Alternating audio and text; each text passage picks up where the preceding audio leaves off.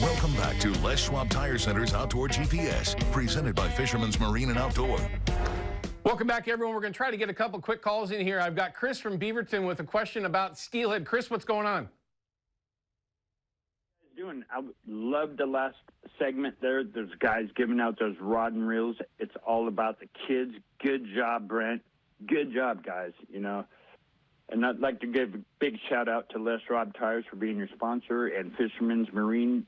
Don't forget to go get your steelhead gear. My question for this time would be Wilson River, Trask area, Pacific Northwest. I mean, how are the water levels doing? What kind of bait would you suggest? Or, you know, how can we, you know, tackle this incoming winter steelhead run? The optimism is high, and the reason being is that we had good returns of silvers, if not great. On the main stem Columbia, we had a record return of summer steelhead, and both of those are not necessarily indicators that we're going to have a great return of winter steelhead, but they are very positive bits of the puzzle, right? So awesome. The only thing that we can really hope for, understanding, of course, all that, right? If we have water conditions that coincide with those fish returning throughout the, the latter part of December, January, February, it has the potential to be a really good year. It all depends, though, on water. As long as we have water, it should be good. As far as breaking it down, don't overthink it too early. It's all about conditions, right? Again, water conditions. So bobber and jig fishing, bead fishing, fishing eggs, any number of different ways to go after them. And of course, steelhead fishing, we've got 100 different ways these days to go after them.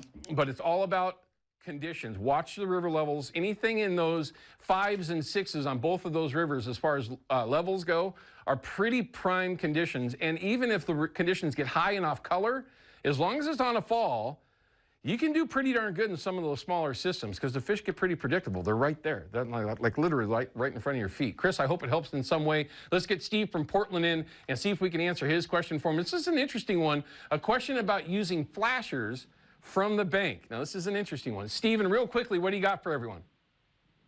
Well, I was wondering, can you use a flasher?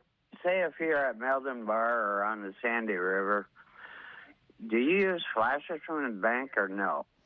Typically, no, because it's very, very difficult, if not next to impossible, to get a flasher from the bank to actually work. So from the bank and some of those systems that you mentioned, no, you're not going to be using a flasher because it's just not going to be something that you're going to get the benefit of. It'll be more of a hindrance and most likely just not usable in any way, shape, or form.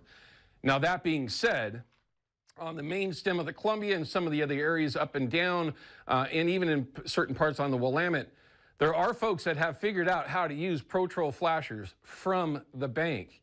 And it is a very specialized way to plunk, and you got to do it the right way, and it's certainly something that I'm not going to expose here because I have no clue how they pull it off. I've watched them, but it's amazing, and it is something that we will cover later on as we get closer to spring Chinook season. We'll be back in just a minute to wrap things up and give you an idea what we got going on for tomorrow, as I may have mentioned a little bit earlier. We'll be right back.